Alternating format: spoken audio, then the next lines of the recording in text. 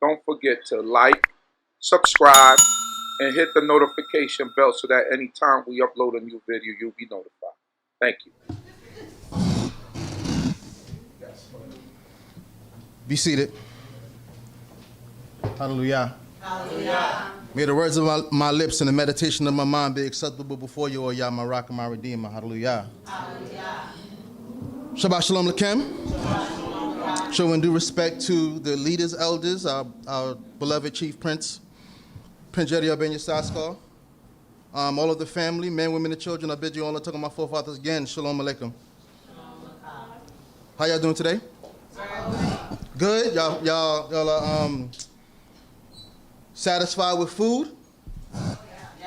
Y'all full? Are you blessed? Yes. That's what's most important. Once again, I'd like to thank the Most High God for his greatness, his love, his mercy upon all of us. I'd like to thank him for even waking up this morning and being able to see you all today, and hoping that he would give us a graceful and merciful week to come. I wanted to make sure I get to the portion before I start my talk. Hallelujah. So I wanted to segue a little bit into what I'm going to discuss this day, or to the portion that we're going to do in prophecy. I got thrown off a little bit because I'm looking at the text right now. Brother said you're going to be teaching this week, and I know he don't smoke weed, don't drink. What's going on? Yeah, so I what's going on? But I said, hey, I roll with the punch regardless. But I wanted to start off reading something. This is the last paragraph from a book called The Autobiography of an Ex-Colored Man by James Weldon Johnson. Some of you may have had to read it in school or whatever the case may be, but, if you have read it, you know how impactful the actual book is. To give a brief of the book is about a man who eventually winds up passing for a white man. I understand a lot about that because I had people in my family that passed for white people. You may look at it and say, well, wow, why would somebody want to be a white man? If you saw the horrors that black people were going through, especially the time that he came up, or the time that the book was set, that made his decision clear to say, listen, I can't go through this. If I got the power or the ability to live my life being safe, I'm going to choose that path of being safe. But I want to read what he read at the end. What he wrote at the end. He says, my love for my children makes me glad that I am what I am, and keeps me from desiring to be otherwise, meaning a man passing for a white man. And yet, when I sometimes open a little box in which I still keep my fast yellowing manuscripts, the only tangible remnants of a vanished dream, a dead ambition, a sacrificed talent, I cannot repress the thought that after all, I have chosen the lesser part. I have sold my birthright for a mess of pottage. Oh, wow. Who sold their both birthright for a mess of pottage? Esau. Because he didn't value who he was. That's the difference. Jacob, I'm not saying he was the weaker brother, but he was the homelier brother. He wasn't the brother with his chest out. He wasn't the one that was out in the field. He didn't see the world the way Esau saw the world. But Esau thought Esau was great. Esau didn't value the fact that he came from Abraham. It wasn't important to him.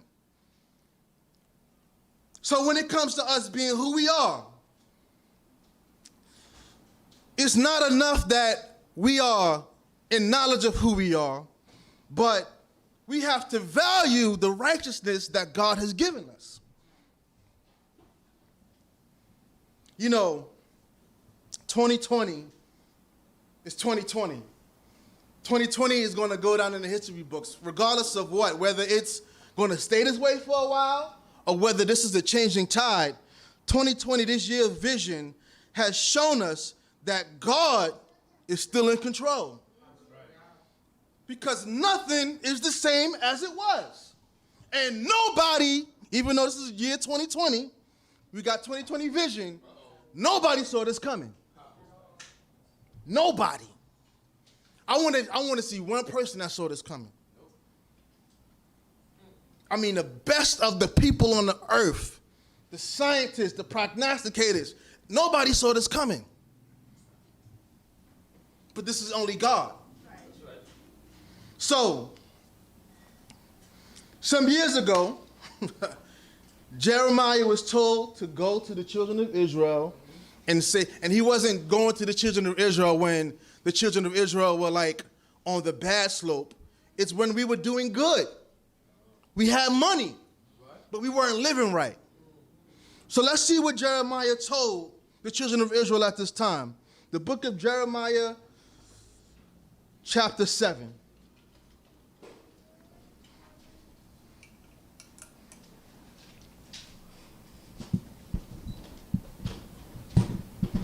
How y'all doing out there in internet space, YouTube, all of our brothers and sisters out there, because they are just as much a part of this congregation as the people that have come here. I'd like to thank you all for even coming on, participating, and being supporters the way you support. Tamshi. Yirmiyahu chapter 7, verse 1. Hallelujah. Hallelujah. The word that came to Yirmiyahu from Yahweh, saying, stand in the gate of Yahweh's house, and proclaim there this word, and say, hear ye the word of Yahweh, O house of Yehudah, that enter at these gates to worship Yahweh.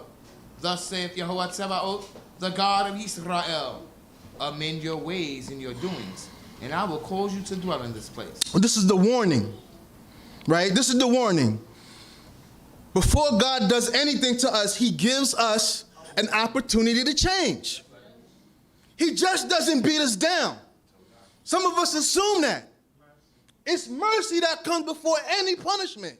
And even when you talk about the mercy is always this big span of time. He never says, it's not like us. You know, man, it's like, you got until sundown to give me my money. This is us. You know what I mean? You got 24 hours. Matter of fact, give me my money plus interest in 2 days. This is us. God don't do that. I'm going to show you that if you change, and if I see you even make an effort to change, then you can stay here. But this is the setup. You know, Jeremiah was a priest. And he's being called, imagine he's being called to stand in the front of the temple. Right? Where everything is all good. Everything is all good in the temple. Like, you know, a man of God that used to be a priest is standing in front of the temple where God is supposed to dwell, condemning the people that's coming to praise God. But there's a reason why. Tamshi. Verse 4. Trust ye not in lying words, saying, the temple of Yahweh, the temple of Yahweh, the temple of Yahweh are these. Trust ye not in lying words. Who's lying? The people. The temple of Yahweh, the temple of Yahweh, the temple of Yahweh are these. So oftentimes, you know, we would relate it today as, you know, everybody talking about their place and saying, oh, my place is the place to go. Or my place is righteous and that place is wicked. Actually, it's not saying that. Because remember, we only have one temple. So when Jeremiah is talking about the people talking about torah, young man, the temple of the Lord are these. Meaning that in these places of worship, we are satisfied with praising God, but doing what we want to do when we're not there. Living the way we want to live, but still acting like it's okay. We still righteous because we keep Shabbat. Shabbat ain't enough. That's just the start. We think we good because, oh, you know, we affiliated with certain families. Oh, this is my clique or this is my group. Oh, I hang out with this people and that people. The temple of the Lord are these. That you're secure in the fact that you can go to a place and worship, but it's not about doing that and you go around and just doing what you want to do afterwards. Like there's no consequence for your actions outside of the temple. As long as you do your religious routine, some of us think we okay. And it's going to explain itself a little bit more. Time sheet. Nay. But if ye thoroughly amend your ways and your doings, if ye thoroughly exercise justice between a man and his neighbor, if ye oppress not the stranger, the fatherless, and the widow, and shed not innocent blood in this place, neither walk after other gods to your hurt, then will I cause you to dwell in this place, in the land that I gave to your fathers forever and ever. Behold. No, let me stop there for a second, or stop you there for a second. It says, nay, but if you thoroughly amend your, and he's going to discuss the things that we're doing while we still go to the temple. If you thoroughly execute justice between man and his neighbor, if you oppress not the stranger, the fatherless, the widow, and shed not innocent blood in this place, neither walk after other gods to your own hurt, then I will cause you to dwell in this place, and in the land that I gave to your fathers forever and ever. So we are disrespecting one another. We're murdering one another. We're committing adultery, but we paying our tithe. Right. Who cares? This is the Most High telling you at this point, who cares about your tithe? Who cares about your sacrifice at this point? Who cares about all that stuff that really don't matter if you ain't doing good by one another and if you ain't doing good by God? All of that stuff is material in basis. And I know a lot of us think that, by our nature, righteousness is not about how we act, right? It's about who we're around and it's our population, because we think that being popular is being righteous. No. And being popular has nothing to do with being righteous. I don't care how many people you know in this way of life, how popular you are, who your mama is, I don't care. That don't matter. You live on your merit between God. And association with people don't make you righteous. It don't make you righteous at all. I love you. And we brothers and sisters. We family. But I live on my own merit. You live on your own merit. There were plenty of good men in this book that had wicked kids. They had wicked children. And nothing that their father did, they didn't live by their father's works. The prophet Shemuel, his sons were corrupt. Corrupt. He don't have a record of being corrupt. And he don't even have a record of misleading his kids into doing the wrong thing. But his children chose their own path. So with understanding this, understand that God is all-encompassing. It's not like you can do one part and God is satisfied with that one part. This is what we have a problem with, because we like to impress people instead of doing what's right in the eyes of God. Hallelujah. Forget about the impressions of mankind. Do what's right for yourself, because it's yourself who you're hurting when you do what's wrong. Time sheet. Behold, ye trust in lying words that cannot profit. Will ye steal, murder, yes, and commit adultery? Yes. And swear falsely, and offer unto demons, and walk after other gods whom ye have not known, and come and stand before me in this house, whereupon my name is called, and say, we are delivered, that ye may do all these abominations in this house, whereupon my name is called, become a den of robbers in your eyes? Behold, even I have seen it, saith Jehovah. For go ye now unto my place, which was in Shiloh, where I caused my name to dwell at the first, and see what I did for it for the wickedness of my people, Yisrael. He's saying that I've seen this before. I've seen this playing out before. I got rid of Shiloh because people weren't doing right, and my name is on this place. My name is in this house. So we do what we want to do. We act the way we want to act. But we think by going to the temple, all of the things we did are forgiven. Don't think that, and I'm talking about every single place, this place, any other place in Brooklyn, Philly, whatever you at, because you go to a place that exonerates you from the evil that you do, has no bearing on that. When you walk through this door, you don't become holy because you walk through the door. Your holiness is something that you got to practice each and every day. Matter of fact, it's your job to bring holiness to the place. That's your responsibility. This place ain't holy. God told us to be holy because he's holy. Verb, walk after his ways. Verb, action. That's our responsibility. It ain't the place. Trust me, because a lot of crazy people may walk through your door, man. A lot of wicked people. I don't know your sins. I don't have a probe to find out what's in your heart. I don't know what you do when you go after. I don't know all that stuff about you. You know your secrets. I don't know your secrets. God already talked about, he knows. That's the whole thing. He said, I've seen it. He knows everything that you do. He knows it also. When you come in, Shalom, my key. Nah, Shalom. He knows if it's real, if it's fake. And I say this, regardless of what you do in your life, be sincere. Because I can take an honest, wicked person, right? Than a faker that thinks he's acting or she's acting righteous and they full of it. Because listen, I can see that. I can see you real about yours. Yeah, I'm no good. I see it, right? But then you want to do evil and turn to the east and pray to God and pray. Don't do that. Because that's not sincerity. The sincere person has a better chance of changing their ways than the person who's filthy and muddled in deceit. Because it's hard for them because they're used to being 2 faces, 5 faces at one time. The sincere person is like, yeah, I'm wrong.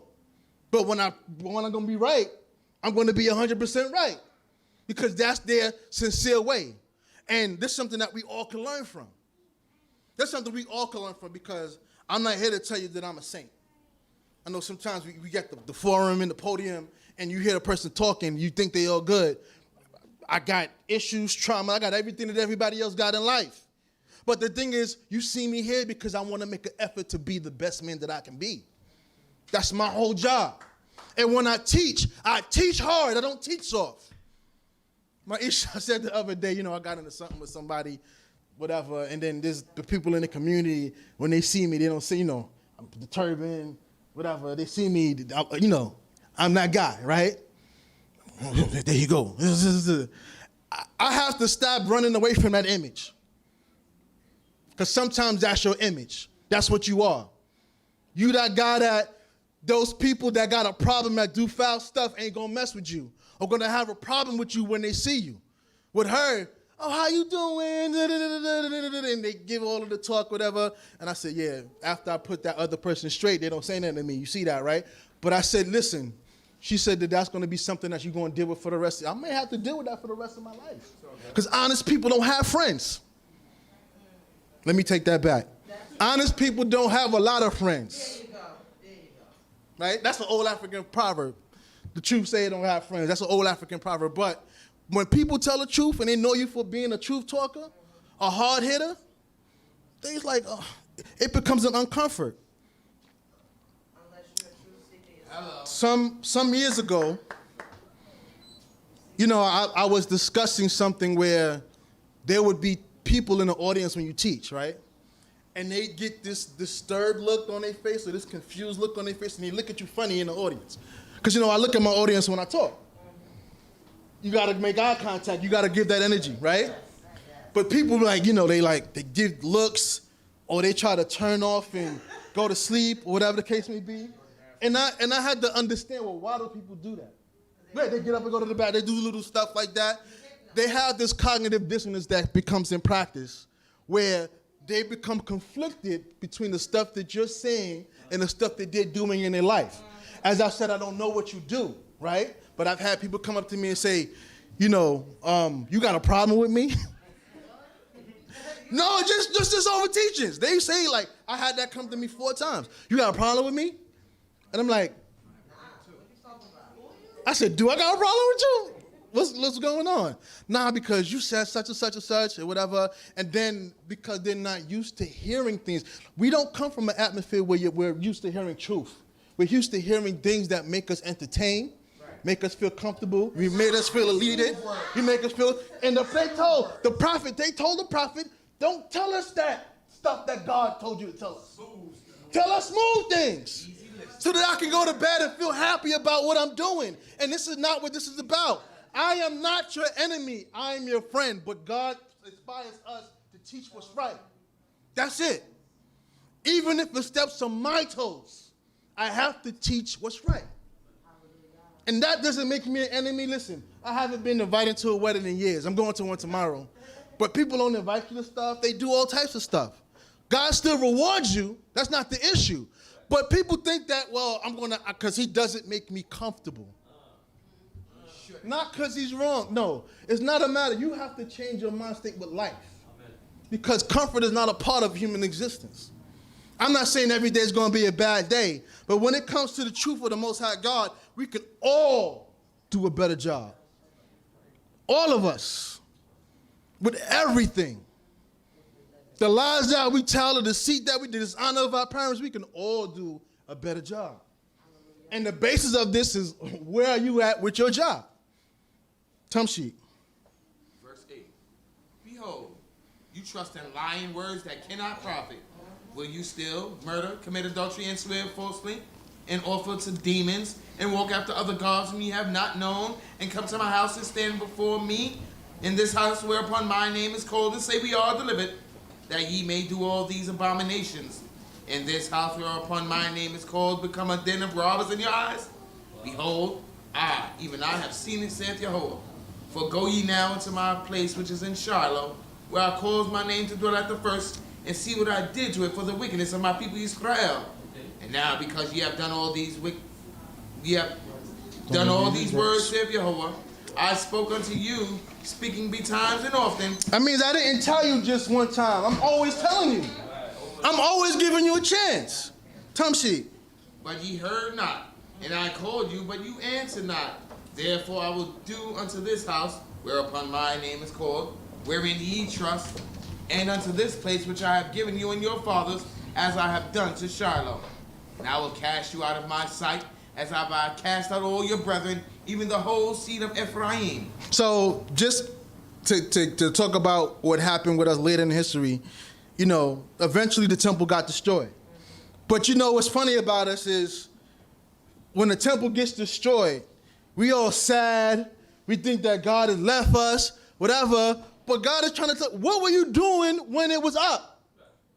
When everything was going right, when you had money in your pocket, how were you living? And this is the key part of that dissonance that we don't get sometimes. When we lose it, we miss it. But when we have it, we don't appreciate it. And he's telling you to value what you have, because I'm in the midst of you. I'm giving you a chance to get better. Okay, you slip up. You messed up. You had a bad kin. You had a bad influence. I got it. Do right. That's what the prophet is here for, is to warn. To warn. God does the punishing. The prophet don't do. The prophet gets beat up, get talked about, get his mama talked about, all types of stuff. But he's just trying to warn the people, listen, God coming. Straighten up and you can chill. If you don't, it's going to be punishment. Sheet. Therefore pray not thou for this people. Oh, did God say not to pray for the people? Neither lift up cry nor prayer for them. Neither make intercession to me. I want y'all to understand something. That's deep. I want you to understand how deep that is. That's deep. We always teach to pray for one another. Yes. It's a good thing to pray for one another. But have you ever seen circumstances, and I know you've experienced it, where you just were so shocked at what some people do that your mouth can't even extend the courtesy to them to say be with that person because you're so aghast behind their behavior? Right.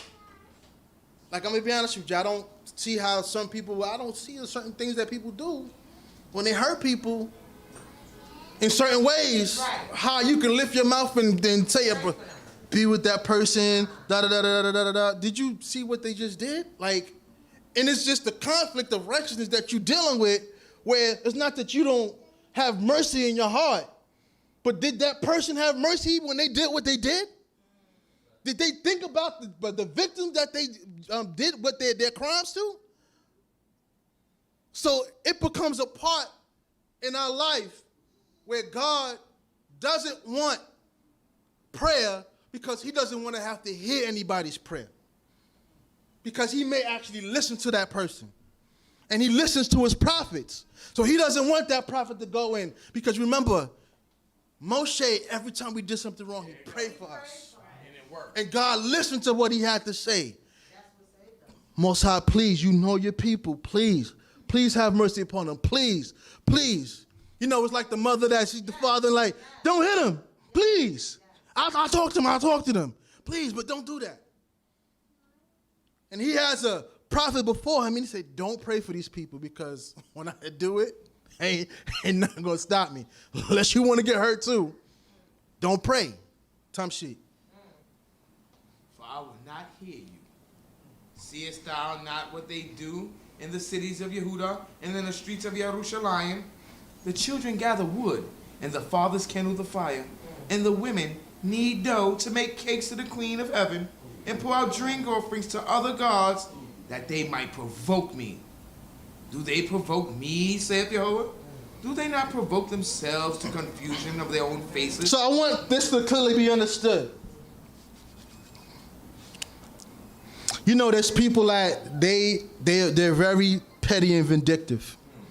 And they feel that by them switching camps, them leaving law, or them trying to disgrace people, that somehow they're doing something to you.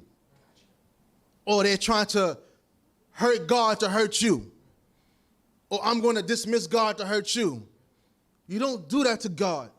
You don't even do that to the person you think you're doing it to. Do it to yourself. This is not the king of Crown Heights we serve. We don't serve the king of Brooklyn. We don't serve the king of the United States of America. We serve the king of the universe. That means all things, including your rebellious behind, is in his hands. So get it.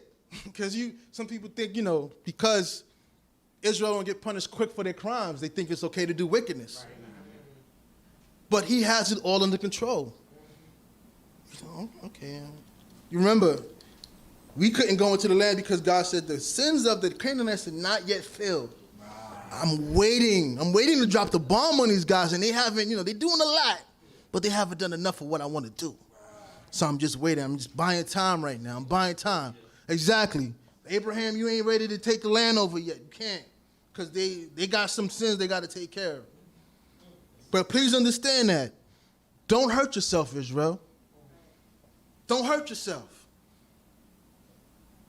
Because it's us. And then, we come up with parables at the end. The children, the parents have eaten sour grapes and the children's teeth are set on edge.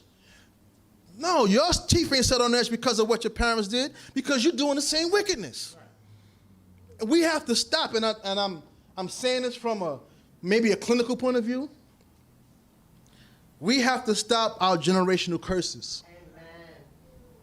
Because a lot of our bad habits, we inherited half of our habits, and then half of the habits we have is because we have the same DNA of the wicked doers that came prior to us, and we have the same capabilities that they have, and we have the same temptations, if not more. But we have to break that spell. We have to begin to honor God above all things. Break the spell. Because it can happen. You thinking you have your child, and your child is all sweet and pretty, and look at little Moshe.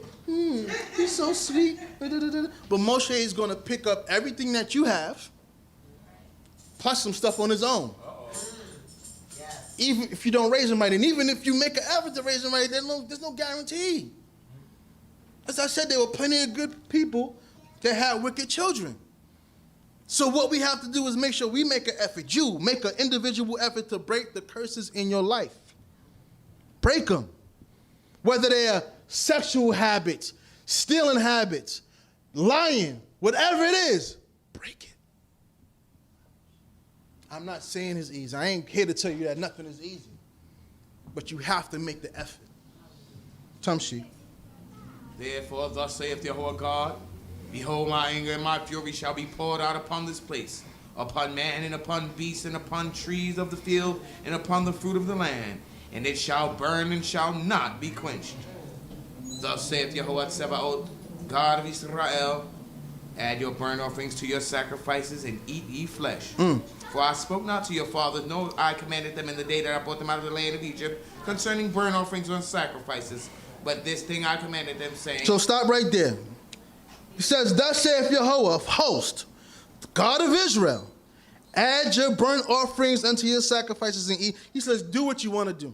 At this point, do what you want to do. Just makes it all, you know what I'm saying? Don't even worry about protocol at this point. Right. Why? For I spoke not unto your fathers, nor commanded them in the day that I brought them out of the land of Egypt concerning burnt offerings and sacrifices. Now, that may seem like a contradiction in term because he did command us to do sacrificing and all of that stuff. But what is he trying to say?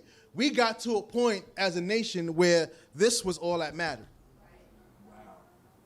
And that's what he's trying to explain to you. He said that's not the priority of our nation. It's not, sacrifices is not the most important thing.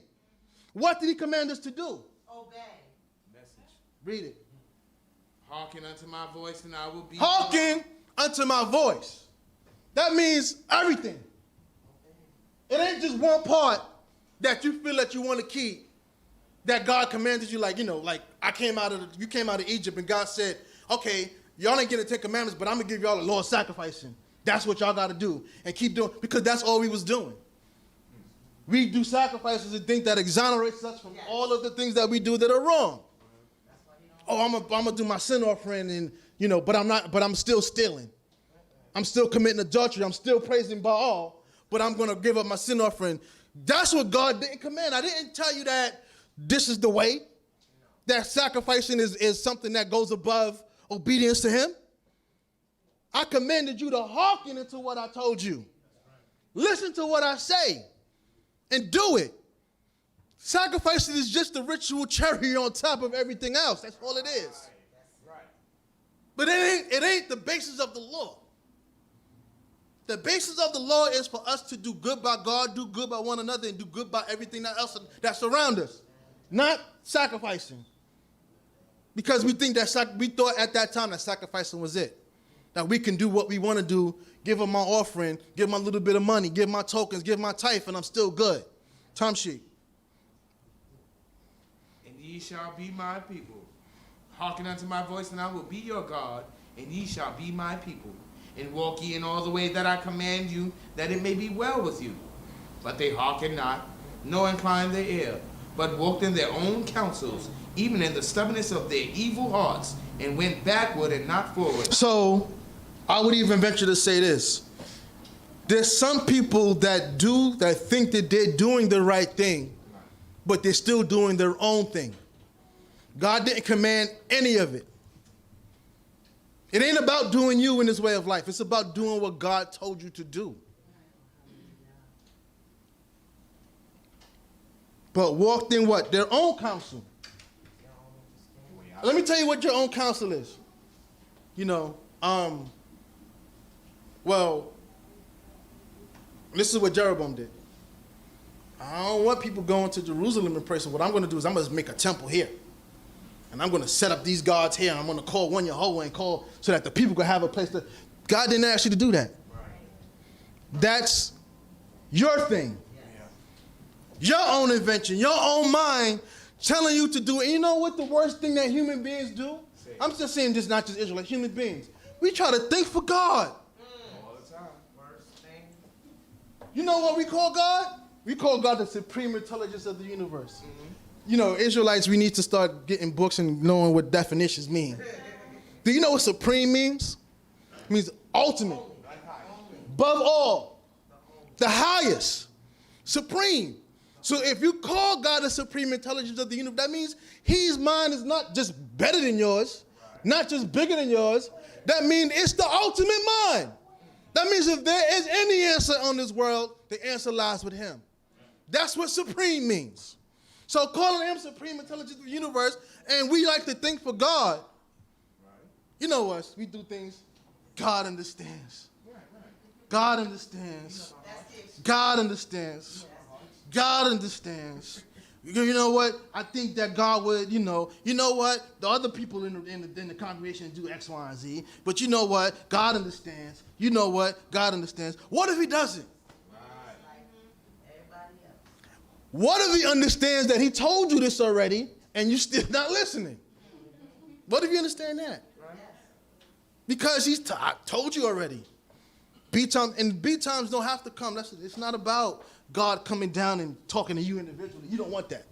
Because you may not have, you may not sleep good for a while, right? But your brother tell you, your mother tell you, your husband tell you, your wife tell you, even your children tell you sometimes. People tell you B times and often because God is telling you the way he wants to tell you. And you still don't take heed.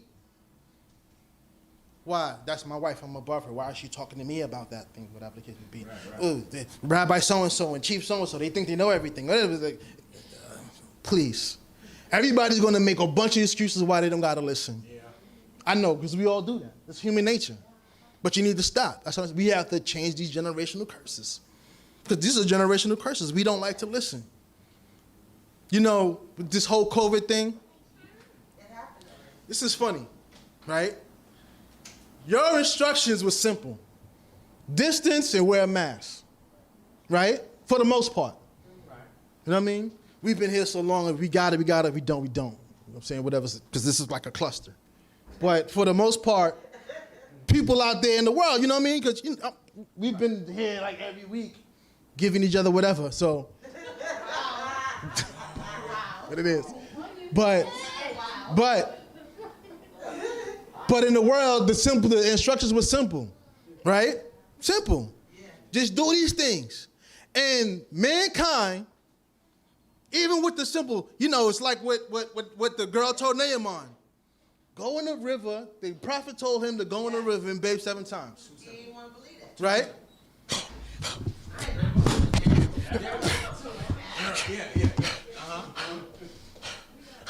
What's the matter? You tell me to bathe in the river of Jordan.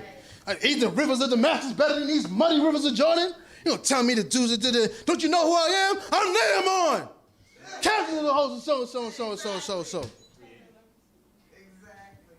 And a little girl, little slave Israelite girl, if he told you to do something great, conquer this land and get the juice and, do some old Pirates of the Caribbean stuff and slay the dragon and all that stuff, you would have did it. But they asked you to do something what? Simple. Everything that Yah has asked us to do, even with this COVID crisis, simple. We still don't listen. So our punishments are usually deserving. Because God don't make it hard for us. He don't make us complicated. God is not the person that complicates our life. We complicate our life. Thank you, sister. We complicate. Y'all don't do that. Let me get my page back. 380. Too much dramatic sometimes, I know. But we do it. We do it. Time sheet. Verse 25. Even since the day your fathers came forth out of the land of Egypt until this day, and though I have sent you all my servants the prophets, sending them daily and betimes and often, yet they hearkened not unto me, nor inclined the ear, but made stiff their necks, and did worse than their fathers. So I wanted to talk about this thing called obstinance, right? It's people that they have an issue with listening, right? It's not just rebellion where you know it's the established rule and you just break it, but obstinance could be a little bit different where you just determined not to listen for whatever reason you want to listen to, not listen to it. So we think all the time that our way is the right way, and 9 times out of 10, none of us have been able to prove that our way is the right way. God's way has been proven to be successful. And we still don't choose it, which means that a lot of us who are obstinate were actually psychologically off. we actually have a psychological problem where we don't see that evidence-based truth leads to success in your way, leads to condemnation, death, punishment, all of those things. So at this point, anything that you do, let's forget about Deuteronomy 28 altogether. Because now Deuteronomy 28 becomes more of a choice than a punishment. If you know what's right and you choose to do wickedly, then you get everything that you deserve. God is free. Stop pointing at God and crying and talking about, why did you do this to me? Or what did I do to this? You deserve this from day one. Everything you're doing, you deserve it and worse. And the only reason we may not get as much as we get is because of God's mercy. But you can't live off mercy. You have to have something in the bank that you can work with. You go in the bank and withdraw and you have a zero balance. Some banks let you withdraw money with a zero balance, you know. But they have that little deficit thing there, right? That little thing that says, this is what you owe. Right? You're overdrawn. Your account is at a minus 20 whatever, or minus 100 and whatever the case may be. That's what it is. But you owe.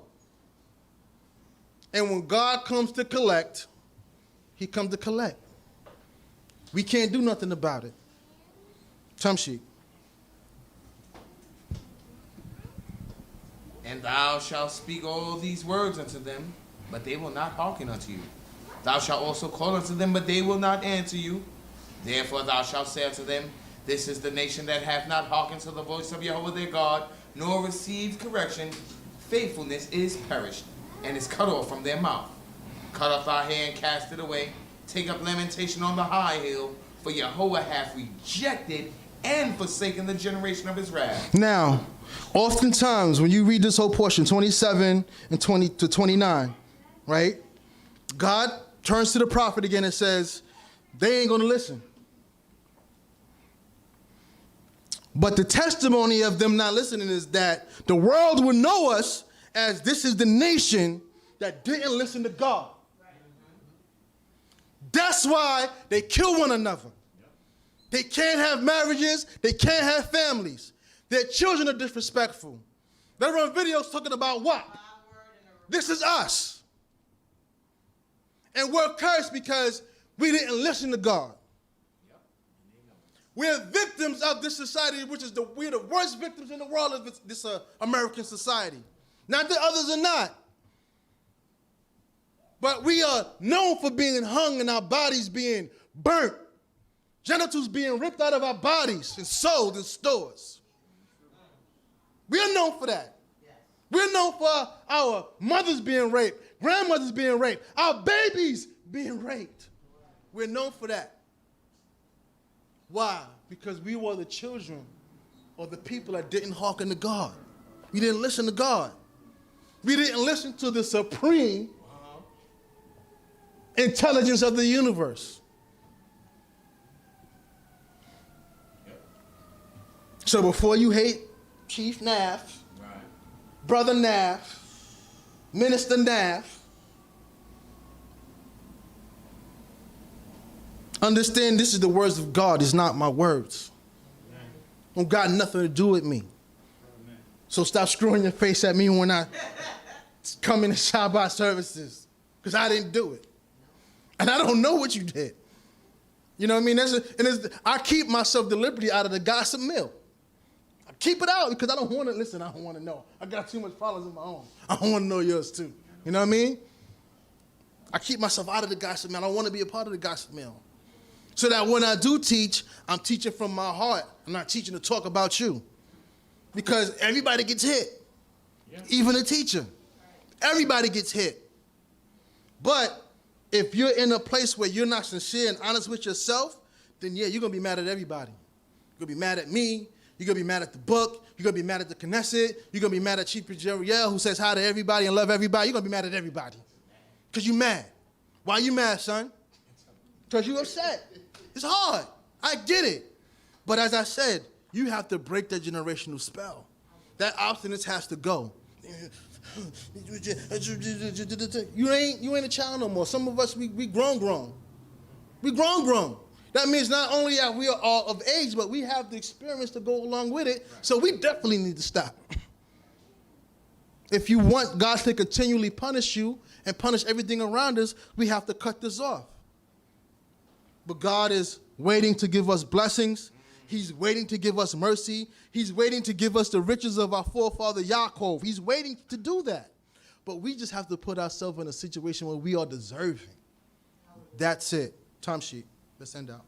For the children of Yehudah have done that which is evil in my sight, saith Yahweh. They have set their detestable things in the house whereon my name is called to defile it. And they have built the high places of Tophet, which is in the valley of the son of Hinnom, and burned their sons and daughters in the fire, which I commanded not, neither came it into my mind. I haven't even thought about entering that wicked worship inside what I taught you to do. But as I said, we got those people who are thinking for God. Time sheet. Therefore, behold, the day cometh, saith Yahweh, that it shall no more be called Tophet, nor the valley of the son of Hinnom, but the valley of slaughter, for they shall bury in Tophet for lack of room, and the carcasses of the people shall be food for the fowls of the heaven, and for the beasts of the earth, and none shall frighten them away. Then will I cause to cease from the cities of Yehudah, and from the streets of Jerusalem, the voice of mirth, and the voice of gladness, the voice of the bridegroom, and the voice of the bride, for the land will be desolate. Hallelujah. Brothers and sisters, you know, what I'm learning is that a lot of us, we do things so that we can be recognized and valued in the eyes of other people. And I'm here to tell you that God values you, and I understand human nature. But if God values you, you don't need value from anyone or anything else.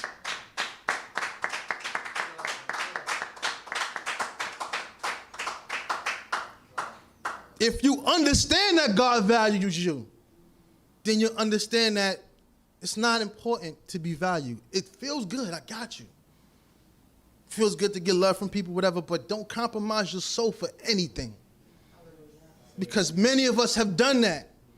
To be loved, to be appreciated, to be valued, to be recognized. And it didn't work.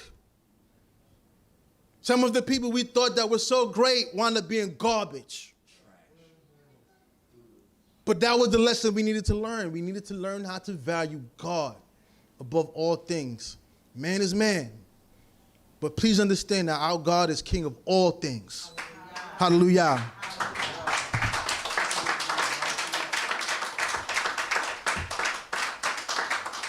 Don't forget to like, subscribe, and hit the notification bell so that anytime we upload a new video, you'll be notified. Thank you.